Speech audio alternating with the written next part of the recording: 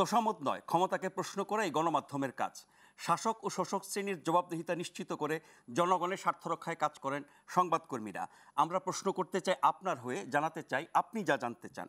শুরু করছি গ্লোবাল টেলিভিশনের নিয়মিত আয়োজন প্রশ্নগুলো সহজ। আমি নাজমুল আশরাফ। এই অনুষ্ঠানে আমরা চলমান নানা ঘটনার তথ্য এবং বক্তব্য তুলে ধরি। অতিথিদের কাছে জানতে চাই সেসব তথ্য এবং বক্তব্যের প্রতিক্রিয়া ও বিশ্লেষণ। গাজায় ইসরায়েলের বর্বরতার বিরুদ্ধে আজ দ্বিতীয় দিনের মতো ঢাকাসহ সারা দেশে বিভিন্ন স্থানে বিক্ষোভ হয়েছে। গতকালের বিক্ষোভের সময় সিলেট, কক্সবাজার সহ বিভিন্ন শহরের ব্যবসা প্রতিষ্ঠানে হামলা ও ভাঙচুরের ঘটনায় জড়িত অভিযোগে কমপক্ষে ৪৯ জনকে গ্রেপ্তার করা হয়েছে। ঈদ পরবর্তী রাজনীতিতে আলোচনার কেন্দ্রে চলে এসেছে গাজায় গণহত্যাকারী ইসরায়েল ও তার প্রধান মিত্র আমেরিকা। আমাদের আজকের আলোচনার বিষয়, রাজনীতির কেন্দ্রে এখন ইসরায়েল। এই বিষয়ে আলোচনার জন্য আমাদের স্টুডিওতে উপস্থিত আছেন দৈনিক যুগান্তরের জ্যেষ্ঠ সহকারী সম্পাদক জনাব মাহবুব কামাল। মাহবুব ভাই, আপনাকে স্বাগত জানাচ্ছি। এবং ঢাকা বিশ্ববিদ্যালয়ের শিক্ষক ডক্টর আব্দুল আল মামুন। মামুন ভাই, আপনাকে স্বাগত জানাচ্ছি। গ্লোবাল টেলিভিশনের পাশাপাশি এই অনুষ্ঠানটি একযোগে প্রচারিত হচ্ছে আমাদের ইউটিউব চ্যানেল এবং ফেসবুক পেজেও। আলোচনা শুরু করার আগে আজকে ঢাকার অনেকগুলো বিক্ষোভ হয়েছে, ঢাকার বাইরেও হয়েছে। ঢাকার বেশ কয়েকটা বিক্ষোভ নিয়ে একটি প্রতিবেদন দেখে নিই।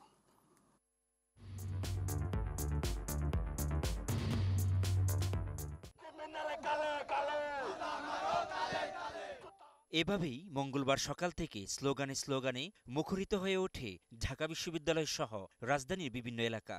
ফিলিস্তিনি ইসরায়েলি নৃশংস হামলা ও গণহত্যার প্রতিবাদে বিশ্বজুড়ে ডাকা গ্লোবাল স্ট্রাইক ফর গাজায় সামিল হয়ে জেগে উঠেছে বাংলাদেশ।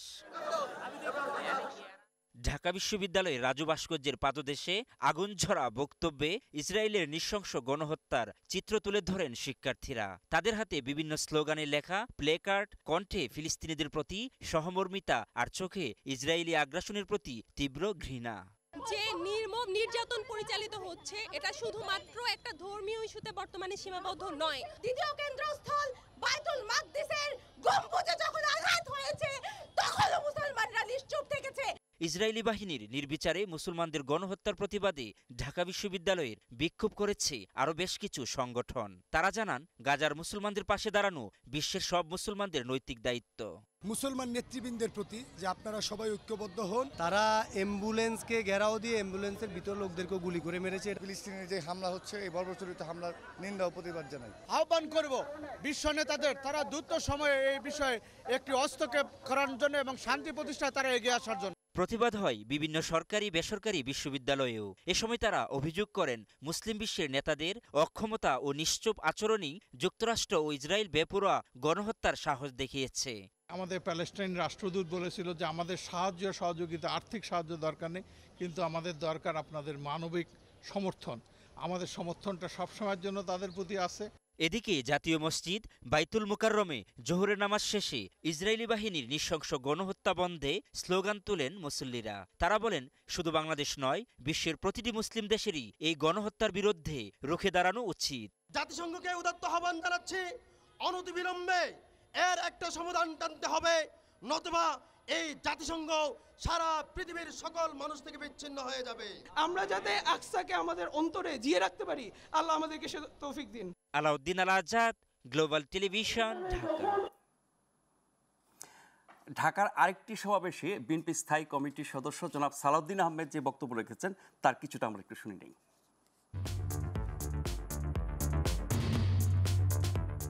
মুসলিম বিশ্বের যারা মোড়ল, তাদের প্রতি আহ্বান জানাই, আপনারা সারা পৃথিবীতে নির্যাতিত মুসলিমদের পক্ষে আপনাদের কণ্ঠ উচ্চকিত করবেন। আপনারা ব্যবস্থা নেবেন যাতে বিভিন্ন রকমের ষড়যন্ত্রের ফলে বিশ্বের পরাশক্তিরা যে ইসরায়েলের পক্ষে ভূমিকা রাখছে সেটা বন্ধ হয়। বিগত ফ্যাসিবাদী সরকার আওয়ামী লীগ পরোক্ষভাবে ইসরায়েলকে স্বীকৃতি দিয়েছিল। কিভাবে? তারা বাংলাদেশের পাসপোর্টে ইসরায়েল ব্যতীত সকল রাষ্ট্রে গমনের যে নির্দেশনা ছিল, সেখান থেকে ইসরায়েল শব্দটি রিমুভ করে দিয়েছিলেন, প্রত্যাহার করে নিয়েছিলেন। তার মানে দাঁড়ায় তারা ইসরায়েলকে স্বীকৃতি দিয়েছিল, অথচ তারা বাংলাদেশের মুসলমানদের পক্ষে, সারা পৃথিবীর মুসলমানদের পক্ষে মায়া কান্নাও কান্ত। বাংলাদেশের বিরোধী রাজনৈতিক দলীয় রাজনৈতিক কর্মী এবং যারা ফ্যাসিবাদের বিরুদ্ধে আন্দোলন করেছে, সকল গণতান্ত্রিক শক্তি, সামাজিক শক্তি সহ দেশের আপামর জনসাধারণের বিরুদ্ধে আড়ি পাতা যন্ত্রের মাধ্যমে যে নির্যাতনের তারা সূচনা করেছিলেন, সেই আড়ি পাতা যন্ত্র পেগাসাস স্পাইওয়ার সে ইসরায়েল থেকে তারা খরিদ করেছিল এই হাসিনা সরকার।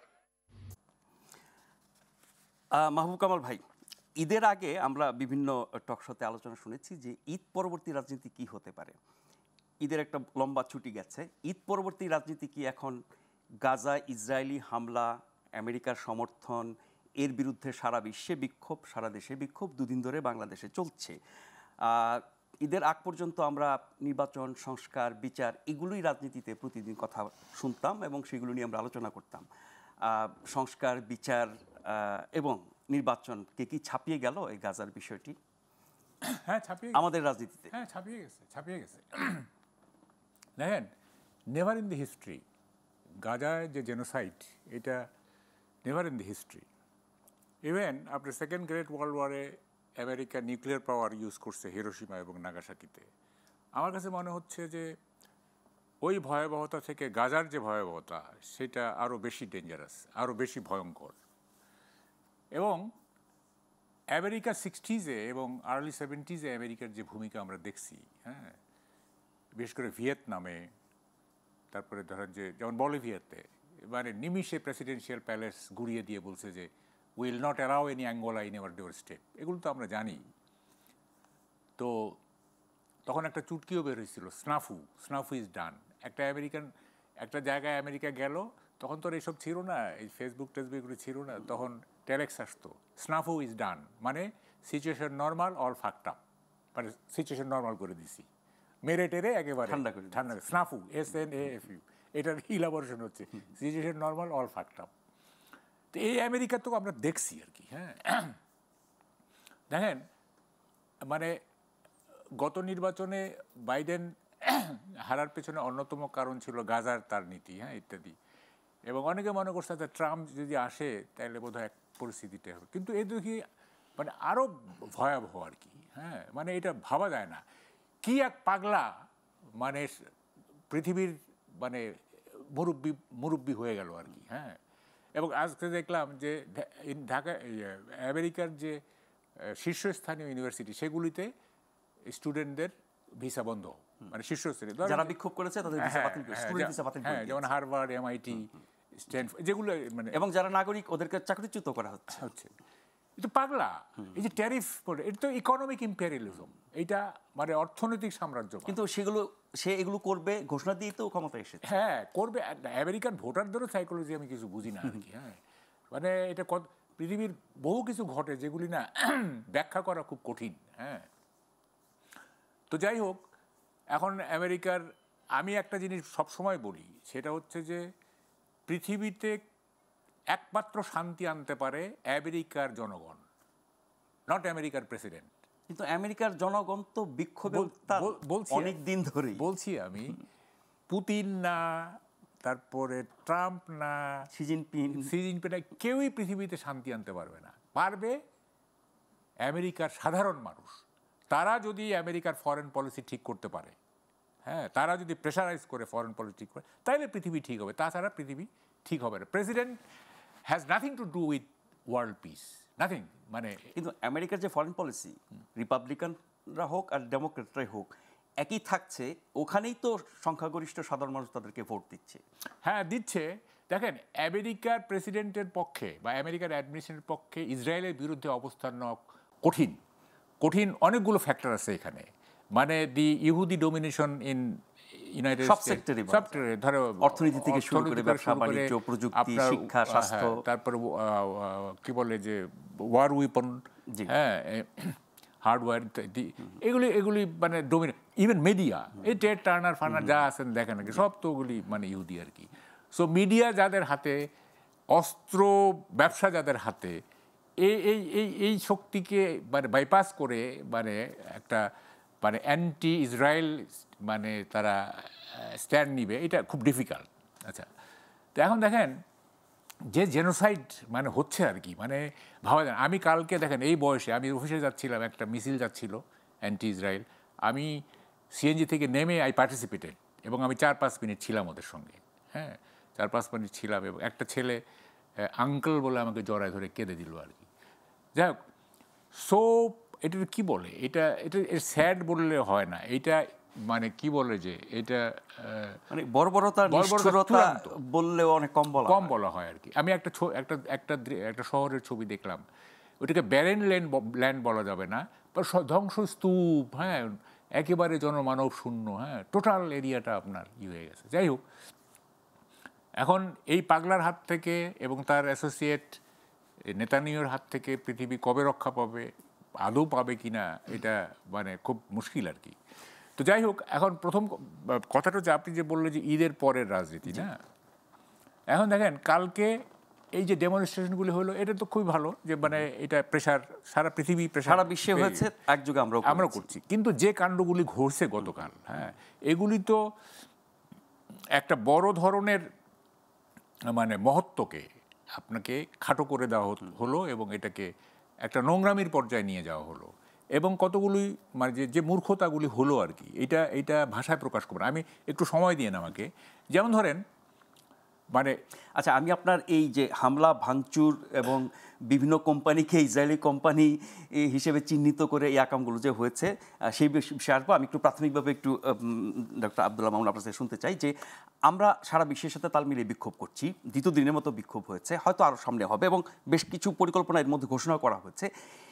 বহু বছর ধরে সারা বিশ্বে পশ্চিম পূর্ব সব জায়গায় ইসরায়েলের বর্বরতা এবং গাজার গণহত্যা থেকে শুরু করে যত রকমের নৃশংসতা তার বিরুদ্ধে বিক্ষোভ হচ্ছে। আমেরিকার মতো দেশে মানে দেশ জুড়ে হয়েছে, বলা যেতে পারে গত ইলেকশনে তো আপনার ডেমোক্রেটরা হেরেই গেল, অন্যতম কারণ ছিল এটি।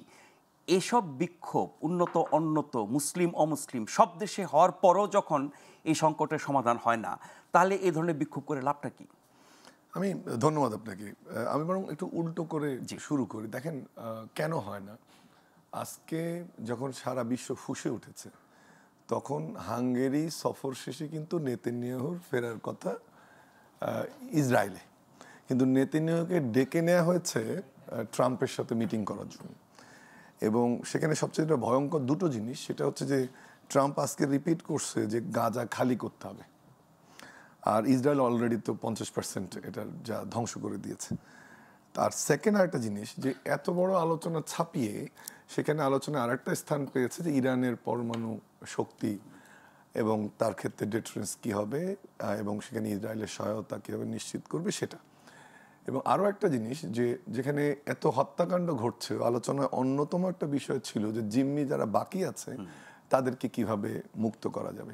কিন্তু 18 তারিখের পরে যে বর্বরতা, যে নৃশংসতা, প্রতিদিন 100 আহত বা 100 শিশু আহত বা নিহত হওয়া, একেবারে মানে রাফা তো 50% ডিস্ট্রয়েড বলা হতো, 90% ডিস্ট্রয়েড ইনফ্যাক্ট, এবং প্রায় 50,000 ঘরবাড়ি ধ্বংস করা আছে, যেটা মাহবাই বললো যে ওখানে আসলে আমিও যখন দেখি নিউজগুলো কোনো কিছু বাকি নেই। এবং সবচেয়ে ঘৃণ্যতম কাজ হচ্ছে যে ইন্দোনেশিয়ার সাপোর্টে কিন্তু সবচেয়ে বিগেস্ট একটা ম্যাটারনিটি হসপিটাল সেখানে ছিল, আপনি জানেন যে সেটাও ধ্বংস করে দেওয়া হয়েছে, মানে কোনো রকম লিভিং এলিমেন্ট নাই।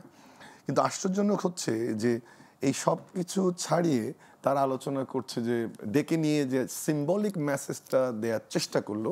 আমার মনে হয় আপনার প্রশ্নের উত্তরটা এখানে আছে, যে আমি একজনকে একটা ভিজিট প্ল্যানই ছিল না, সেটা তাকে ডেকে এনে বললাম তোমার সঙ্গে আমি মিটিং করছি, এটা কিন্তু একটা সিম্বলিক মিনিং আছে। আপনি যে আমেরিকার জনসাধারণ বলছেন, আপনি যে সারা বিশ্বের মুসলিম বলছেন, সব দেশে অমুসলিম সব দেশে বিক্ষোভ হচ্ছে, আজকে কিন্তু একটা সিম্বলিক জেস্চার দেওয়া হয়েছে।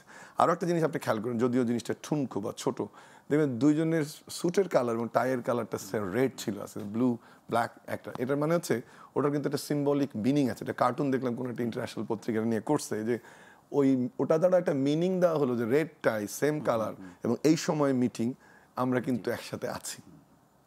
এবং কল্পনা করতে পারেন যে সেখানে ইরানের পরমাণু নিয়ে আলোচনা হচ্ছে, যে সে আক্রমণ করবে তাহলে কি হবে।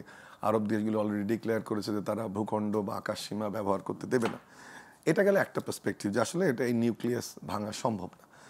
আর দ্বিতীয় হচ্ছে মাহবুব একটা ভালো জিনিস পেনিট্রেট করেছে, যে এটা আমেরিকার জনগণের কিছু করার আছে কি না। কিন্তু ওনার কাছে আমার প্রশ্নটা হচ্ছে যে জনগণ এই সিদ্ধান্তটা নিতে পারতো, যারা কিনা উনিও টাচ করলেন, ট্রাম্পকে সরিয়ে দিলেন, তারা কি আসলেই এটা করতে পারে, এটা একটা বড় প্রশ্ন। যে আমেরিকানদের মুখে বিভিন্ন এনজিও কনসালটেন্ট সারা পৃথিবীতে আমাদেরকে মানবাধিকার শেখায়, আমাদেরকে মত প্রকাশের স্বাধীনতা শেখায়, তাদের ভূমিকা তো এখন প্রশ্নের সম্মুখীন।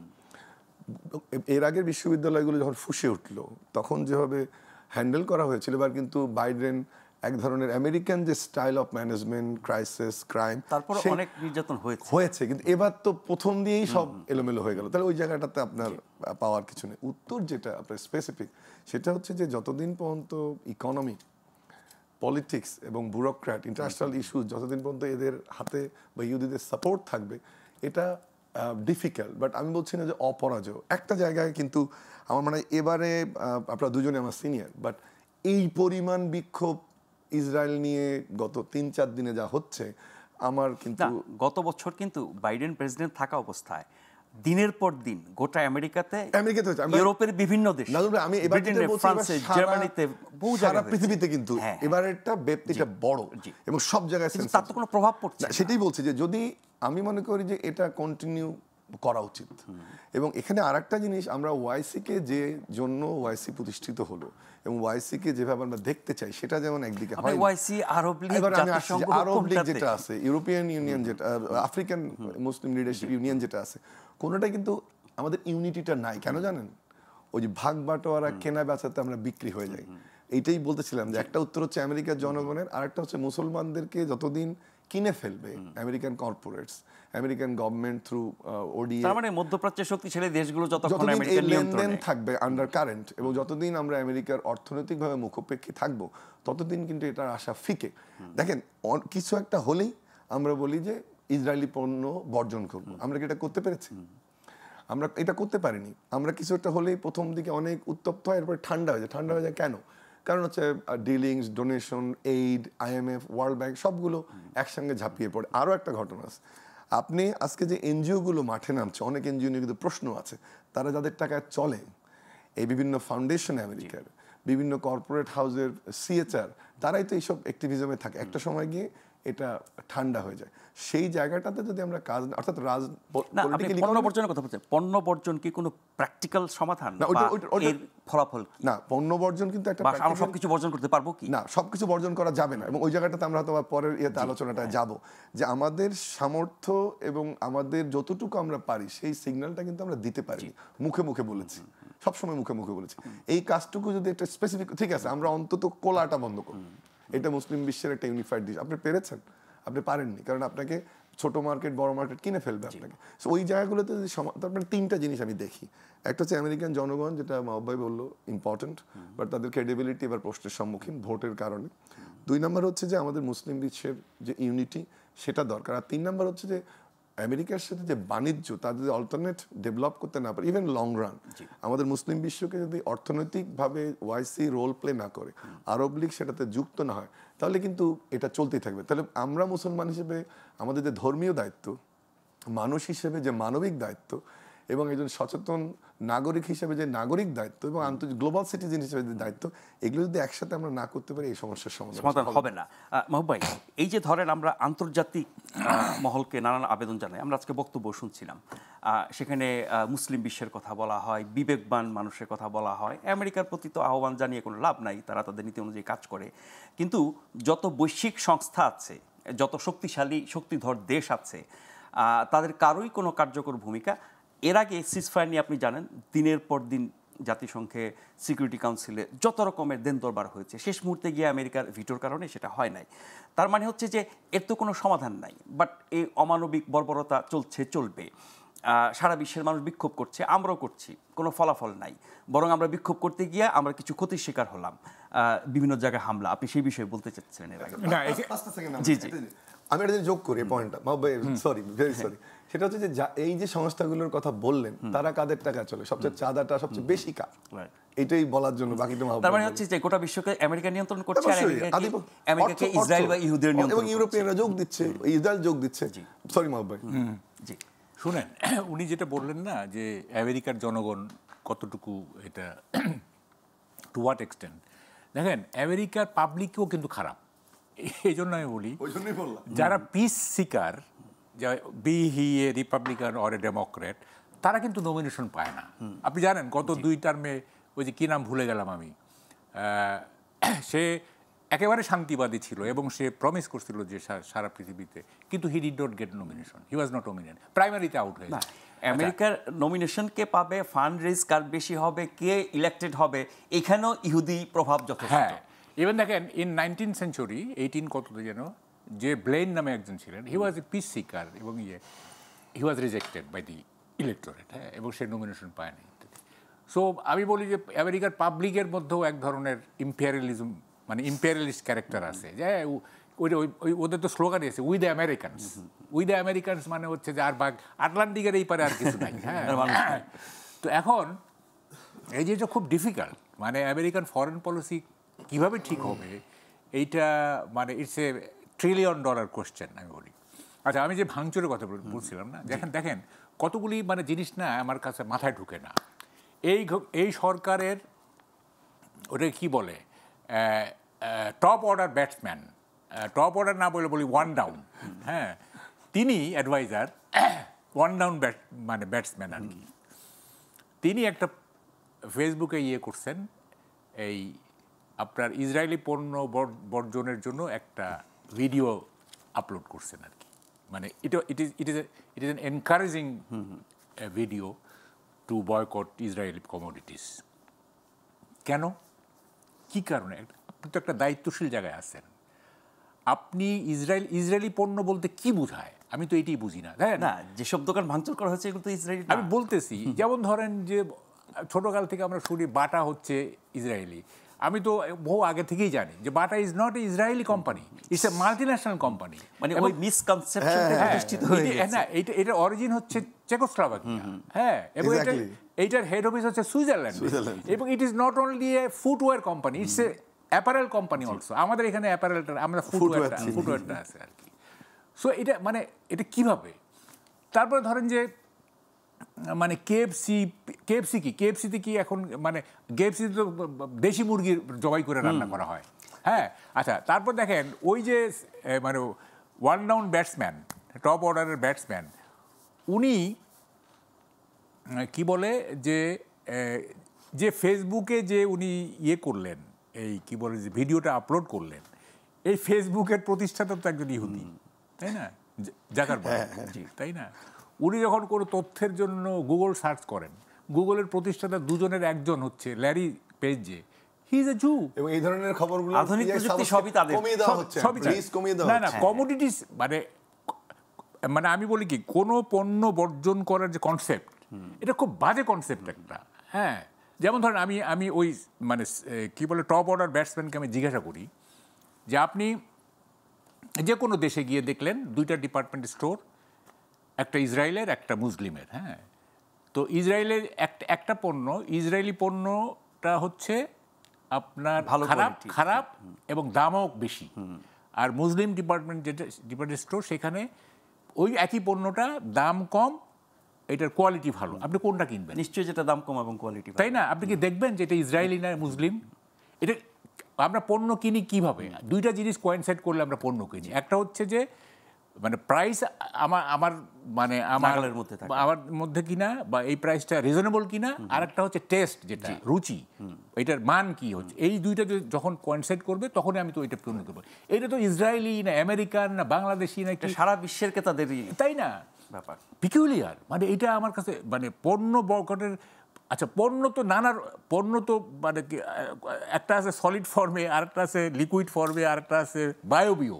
যেমন ধর বায়োবিও কোনটা? ইন্ডিয়ান সিরিয়ালগুলো। আমার ওয়াইফকে আমি কখনোই জলসার সিরিয়াল দেখা বন্ধ করতে পারি না, হ্যাঁ। আমি বল তুমি বাংলাদেশ দাও না করে, আমি খবর দেখবো, না সে জলসা দেখবে। তো এই যে এটাও তো একটা ইন্ডিয়ান প্রোডাক্ট, এটা একটা ওটা কি বলে গ্যাসিয়াস, বর্তনের বিরুদ্ধে অনেকে সোচ্চার ছিল বিভিন্ন সময়। তো এই পণ্য কেন হবে?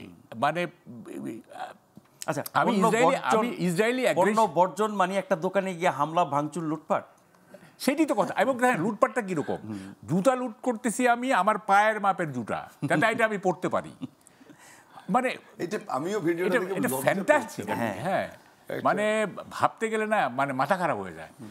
আচ্ছা, দেখেন কতগুলি জিনিস, আমি নেতানিয়াহুর বিরুদ্ধে বলতেছি, আমি ট্রাম্পের বিরুদ্ধে বলছি, আমি কিন্তু ইলন মাস্কের বিরুদ্ধে কিছু বলতেছি না। But Elon Musk is a orthodox pro Israeli, orthodox. কেন বলতেছি না? ইলন মাস্কের সাথে চিফ অ্যাডভাইজার একটা ফোনে আলাপ হয়েছে, সে আমাদের লোক, মানে আমাদের লোক হয়ে গেল উনি আমাদের লোকের। কেন আমাদের লোক? যেহেতু প্রধান উপদেষ্টার সাথে ফোনে কথা হয়েছে, স্টারলিংক নিয়ে কথা হয়েছে।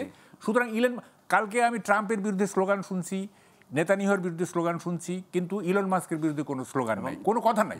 ট্রাম্পের মূল উপদেষ্টা তো সে, আচ্ছা তাই না? He is second man in America. আমরা একটা দিয়ে দেখলাম যে 29শে মার্চ স্টারলিংকের সাবস্ক্রিপশন বাংলাদেশ অনুমোদন করেছে।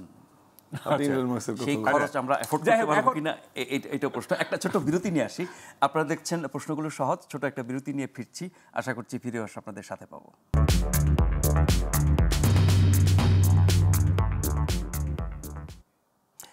ধন্যবাদ আমাদের সাথে থাকবার জন্য। আজ আমরা কথা বলছি যে বাংলাদেশের রাজনীতির কেন্দ্রে এখন ইসরায়েল। আমাদের সাথে অতিথি হিসেবে আছেন ডক্টর আব্দুল আল মামুন এবং জনাব মাহবুব কামাল। মামুন ভাই, বিরতির আগে যে আলোচনাটা ছিল আমি এটা একটু টানতে চাই। সেটি হচ্ছে যে এই যে হামলা, ভাঙচুর, লুটপাট এবং ইসরায়েলি প্রতিষ্ঠান বলে ভুল প্রতিষ্ঠানে হামলা, এই প্রতিষ্ঠানগুলো তো বাংলাদেশে অপারেট করে, বাংলাদেশের মানুষ কাজ করে, বাংলাদেশের মানুষ বিনিয়োগ করে, বাংলাদেশের মানুষ কেনাকাটা করে এবং এর অর্থনৈতিক সুফল বাংলাদেশই পায়। তো এগুলো যারা হামলা করলো, ভাঙচুর করলো, এর পেছনে অনেক রকমের অভিযোগ শুনছি। ফ্যাসিস্টদের দোসররা এটা করছে, অপরাধীরা এটা করছে। যারাই করুক না কেন, বিএনপির নেতা জনাব সালাউদ্দিন আহমেদ বলছিলেন সরকার যদি সতর্ক থাকতো, প্রস্তুত থাকতো, তাহলে এরকম ঘটনা ঘটতো না। এরই মধ্যে আমরা জানি যে ধরাও শুরু হয়েছে, 49 জনকে ধরেছে, ফুটেজ দেখে থেকে বাকি দেখে ধরবে। এখানে সরকারের গাফিলতি বা ব্যর্থতা কতটা দেখেন? না, প্রথম কথা হচ্ছে যে এই সব জায়গায় ফ্যাসিস্টকে টেনে আনা, দু একজন ছিল কিনা সেটা আমরা তো জানি না, এটা আর বলতে হবে। এটা কিন্তু অনেক ক্ষেত্রে সমস্যা তৈরি করবে ভবিষ্যতে, এটা 1 নম্বর।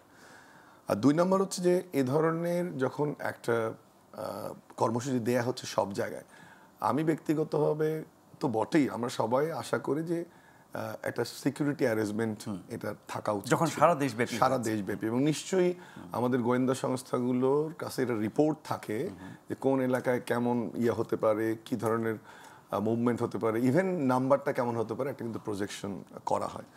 তৃতীয় যে জিনিসটা সেটা হচ্ছে যে আপনি এরকম একটা জিনিস যখন আপনার সামনে এবং দেশের যে বর্তমান পরিস্থিতি এবং কিছু কিছু গোষ্ঠীর যে উত্থানের কথা আমরা বলছি, দেখছি, তাহলে আরও কেয়ারফুল থাকা উচিত ছিল, কিন্তু সেটা ফ্যাসিস্টের নামে আপনি চালাতে পারেন না।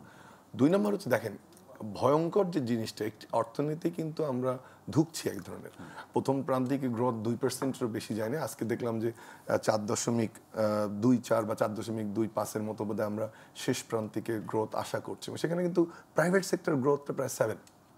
তারপরে যখন এ ধরনের কর্মকাণ্ড করবেন তখন কিন্তু সেটা আলটিমেটলি অর্থনীতির জন্য ক্ষতিকর।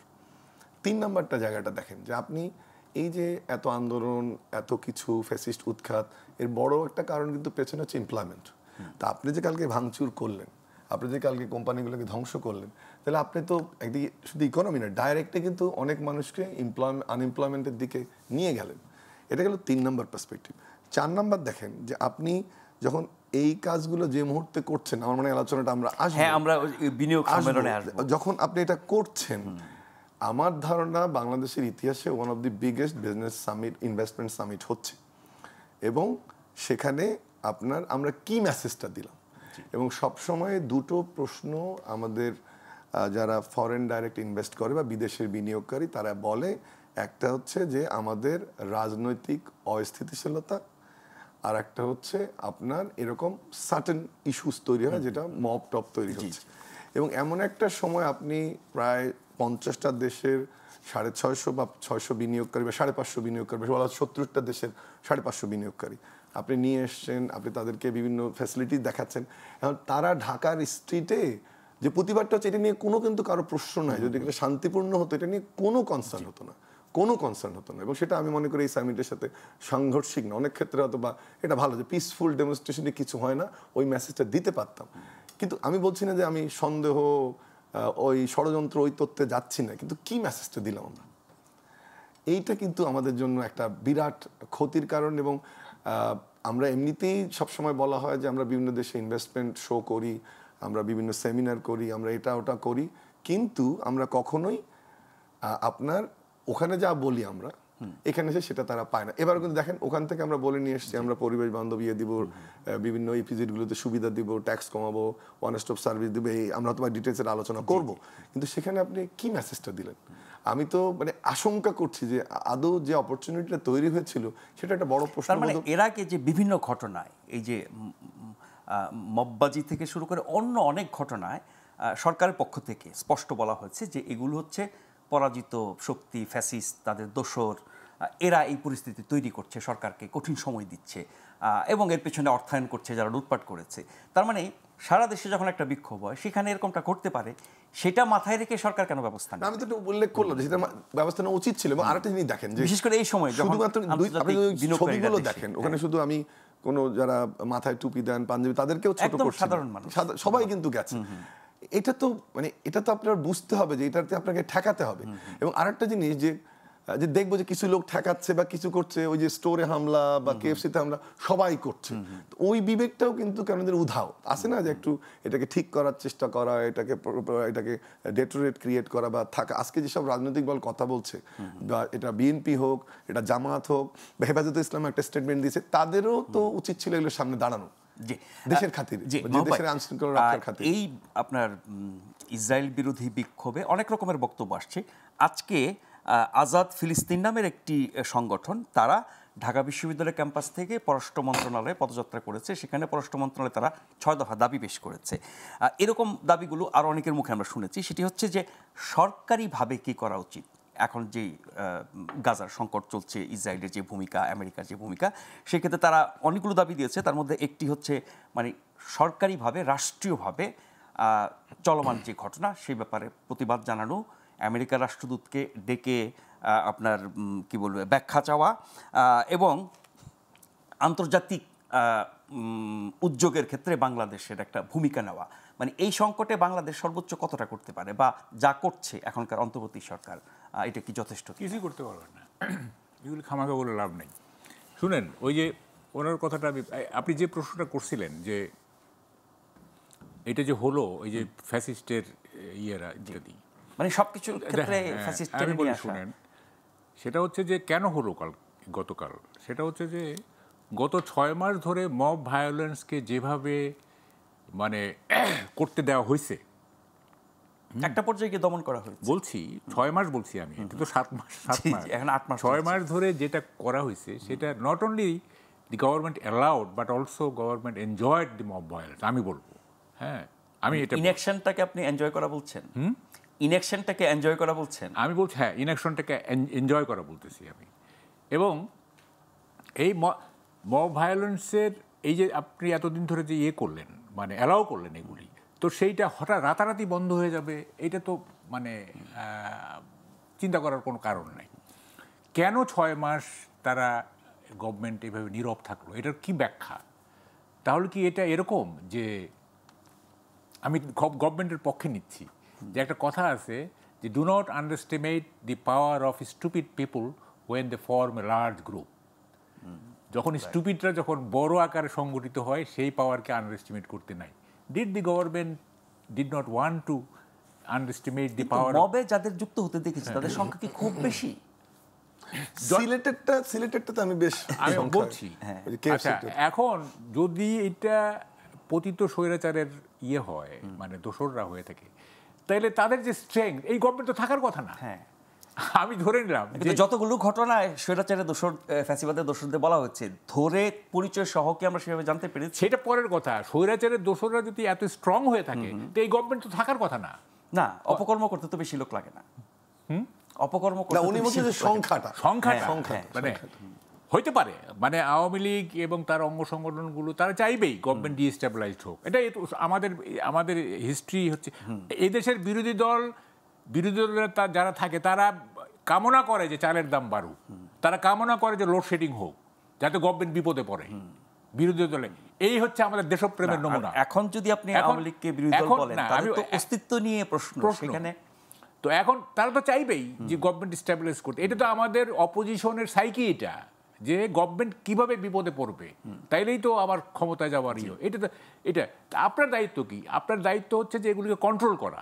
আপনি মিসক্রিয়েন্ট যারা যারা মব করতেছে তাদেরকে আপনি আপনি 6 মাস নির্বিকার থাকলে হঠাৎ করে আপনি মানে মব বন্ধ করতে পারবেন? এটা একটা ইনার্শিয়া পিরিয়ড আছে।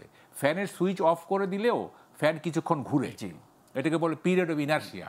হ্যাঁ, তো আপনি এখন নাই, এখন মব মানে গত 1 মাস যাবত ছিল না, হঠাৎ করে কালকে হয়েছে। না সরি ভাই, মব ছিল ছোট ছোট এইটা হচ্ছে যে ফ্যানের সুইচ অফ হয়ে গেছে, ঘুরতেছে ছোট ছোট, খুবই এটা কনসার্ন একটা। হ্যাঁ, তো এইটা হঠাৎ বন্ধ হবে না, এটা সময় লাগবে আরো। আচ্ছা, তো এখন কথাটা হচ্ছে যে আপনি রুল করেন, আপনি আইনের শাসন প্রতিষ্ঠা করেন, এইটাই আপনার প্রাইম কনসিডারেশন। হ্যাঁ, সেখানে সরকারের চ্যালেঞ্জ হচ্ছে নিরাপত্তা বাহিনীগুলো সক্রিয় হচ্ছে না। নিরাপত্তা কেন আর্মি কেন সোচ্চার হচ্ছে না? কি কারণে? আর্মিকে আপনি অ্যাক্টিভেট তো অনেক সীমাবদ্ধতা আছে। কি সীমাবদ্ধতা? মানে তারা তো পুলিশিং করে অভ্যস্ত না। না, আর্মি যদি সেইভাবে মাঠে থাকে, গুলি করার দরকার নাই, মাঠে থাকাটাও একটা কিন্তু বড় ব্যাপার। কিন্তু তাদের উপস্থিতিতে তো আমরা অনেক ধ্বংসযোগ্য করছি। হ্যাঁ, ওই সোসাইটিটাকে ওই জায়গায় নিয়ে যাওয়া হয়েছে।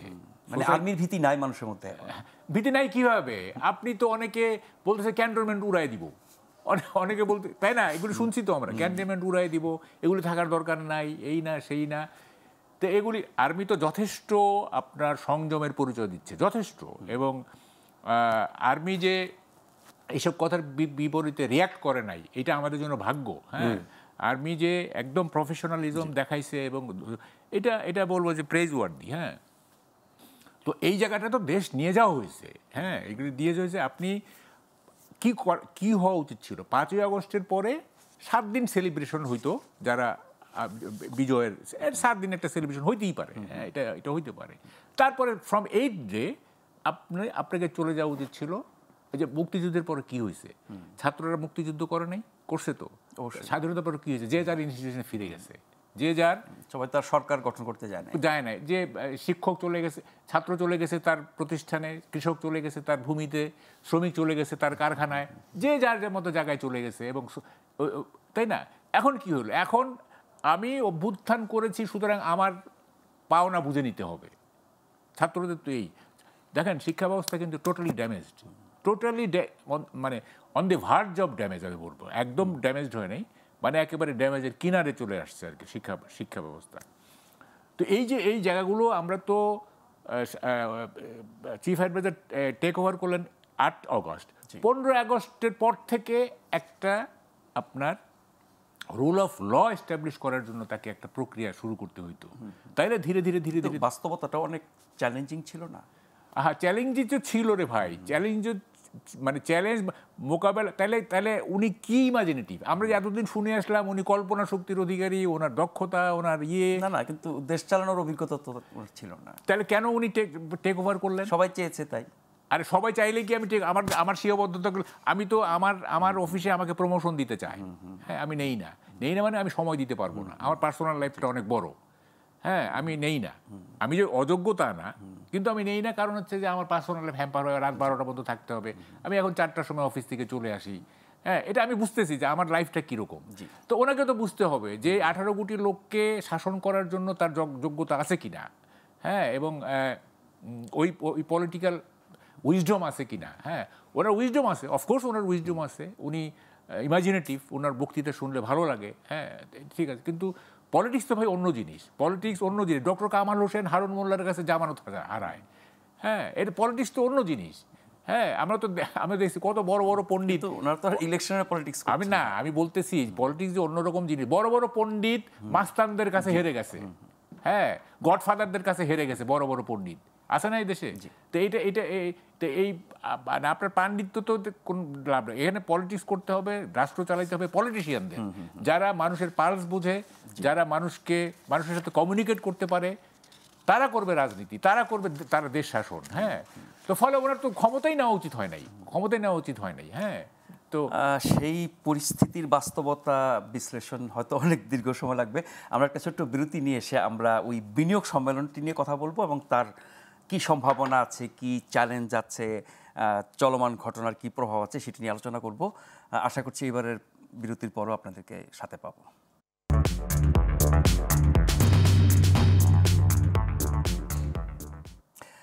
আপনারা দেখছেন প্রশ্নগুলো সহজ গ্লোবাল টেলিভিশনে। আমাদের আজকের অতিথি ডক্টর আব্দুল আল মামুন এবং জনাব মাহবুব কামাল।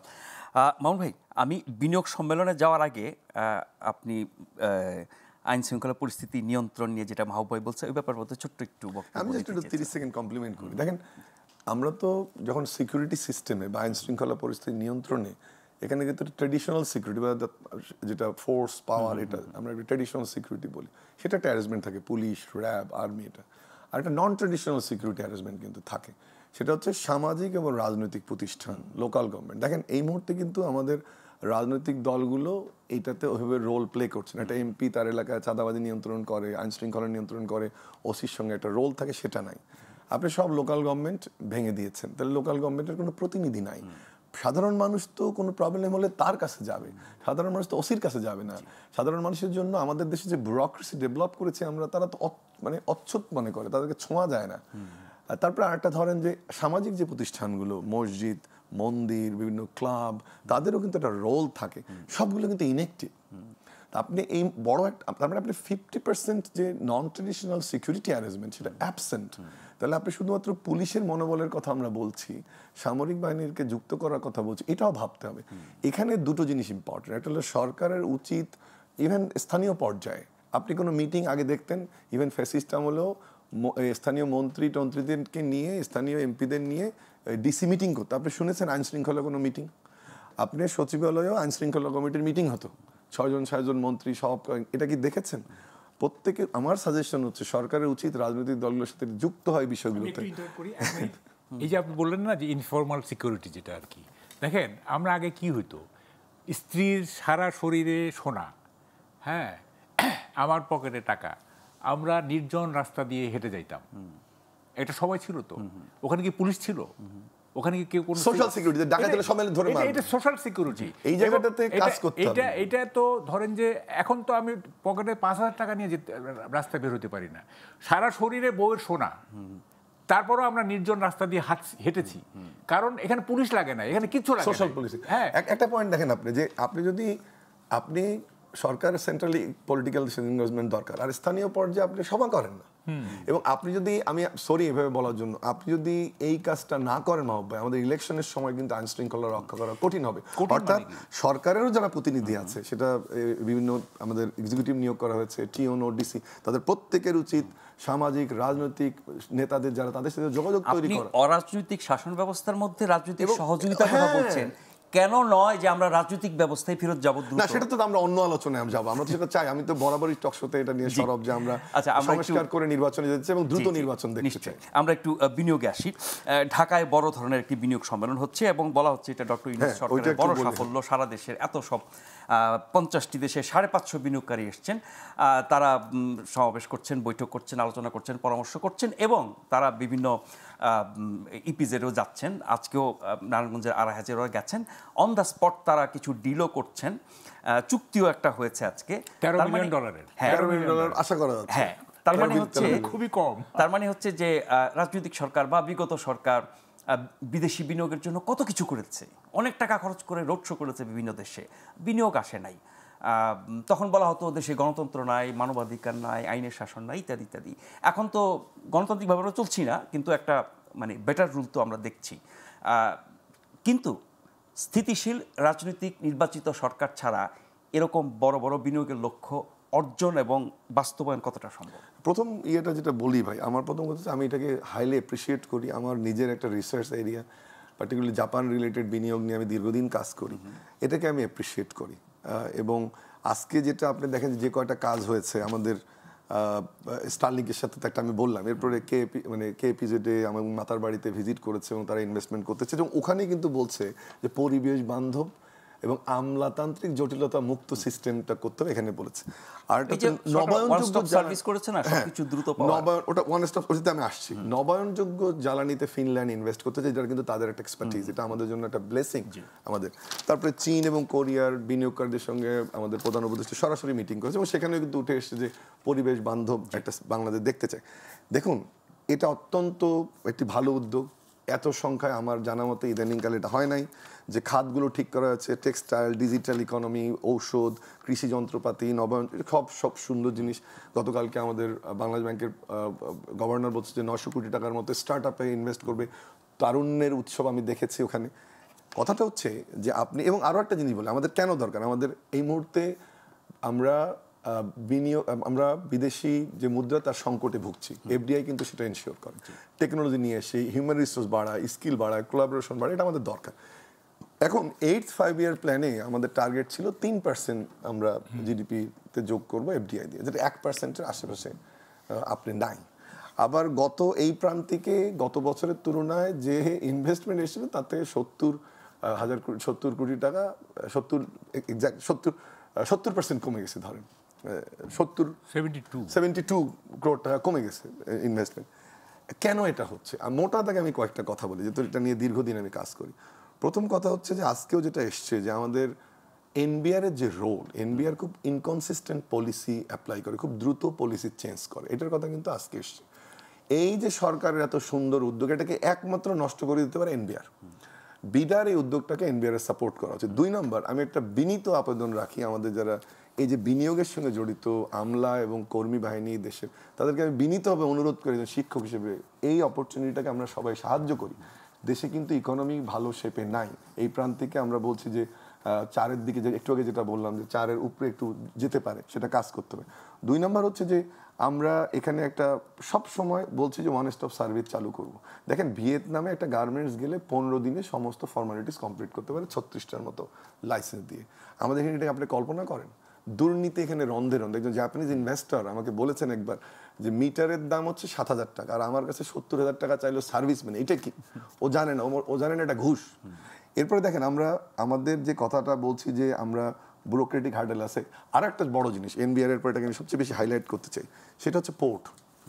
আমাদের পোর্টের যে ক্যাপাসিটি, সেটা একটা প্রশ্ন, কিন্তু পোর্ট ক্লিয়ারেন্স 2 দিক থেকেই আমাদের সাপ্লাই চেনটা এমনি কিন্তু লেন্দি, অনেক দূর থেকে আমরা সাপ্লাই চেনের সাপোর্টটা দিই। এবং সেখানে যদি এমন হয় যে আপনি আবার ওখানে পোর্টে ডিলে করেন এবং অটোমেশন তো হচ্ছে না, সেটা দুর্নীতিও আছে। অনেক ফ্যাসিলিটিস দেখেন এনবিআর কিন্তু বিডার সাথে আমার একটা কাজ করার অভিজ্ঞতা হয়েছে। জাপানের যে সঙ্গে যে ইপিএ নেগোসিয়েশন হচ্ছে, ওই টিমের প্রথম 2টো ফেজের আমি মেম্বারও ছিলাম। বিডা কিন্তু চেষ্টা করছে, এটা নিয়ে কোনো ইয়ে নেই। আমি শুধু বিডাকে একজন ইয়াং নতুন নিয়োগ এটা কথা বলছি না। এবং প্রধান উপদেষ্টা নিজে বিনিয়োগকারীর সঙ্গে মিটিং করছেন, এটা কিন্তু একটা সিম্বলিক্যালি ভেরি হাই। কিন্তু আপনি যদি এনবিআর ঠিক না করেন, আপনি যদি ওয়ার্ক কালচার ডেভেলপ না করেন, আপনি যদি সাপ্লাই চেন ঠিক না করেন, আপনি যদি পলিটিক্যাল স্টেবিলিটি না থাকে, আপনি যদি আপনার এই যে প্রতিদিন একটা কোম্পানি একটা দেশের জন্য একটা ফ্যাসিলিটি দেন, তাহলে হবে না। ফাইনালি যেটা আমি বলবো যে দেখেন এটা ছোট জিনিস কিন্তু বড় কালচারাল একটা চেঞ্জ আমাদের দরকার। আজকে আপনি নেপালে যান তো বিদেশি পেলে কি করে, আর আপনি এখানে বিদেশিকে রাস্তায় পেলে কি করে? কালচারাল চেঞ্জটা তো আগে সার্ভিস প্রোভাইডারদের, সেটা আমি অনুরোধ করলাম যে আপনি সার্ভিস প্রোভাইডারদের সেটা এনশিওর করতে হবে। লাস্টলি একটা কথা বলে এখানে শেষ করি, যে আপনি যে ডেমোগ্রাফিক ডিভিডেন্ড আমাদের, এটা কিন্তু will run out very quickly, number 1। আর একটা কথা বলে শেষ করি, এই যে এত আন্দোলন, এত কিছু কিসের জন্য? এমপ্লয়মেন্টের জন্য। আমাদের যদি এফডিআই না আসে, আমাদের প্রাইভেট সেক্টর গ্রোথ কিন্তু খুবই স্লো। ইকোনমিক পলিটিক্যাল কারণ, যত কারণে বলি, ব্যাংকের সুদ এখন 12 থেকে 15% অনেক হাই, কেউ নিচ্ছে না, আবার কেউ ইনভেস্টও করছে না। তাহলে একটা বড় জায়গা হচ্ছে আপনার এমপ্লয়মেন্টের জায়গাটা। এই এফডিআই দিয়ে কিন্তু সেটা সম্ভব। সাথে মরার উপর খাড়ার গায়ে হচ্ছে এলডিসি গ্র্যাজুয়েশন।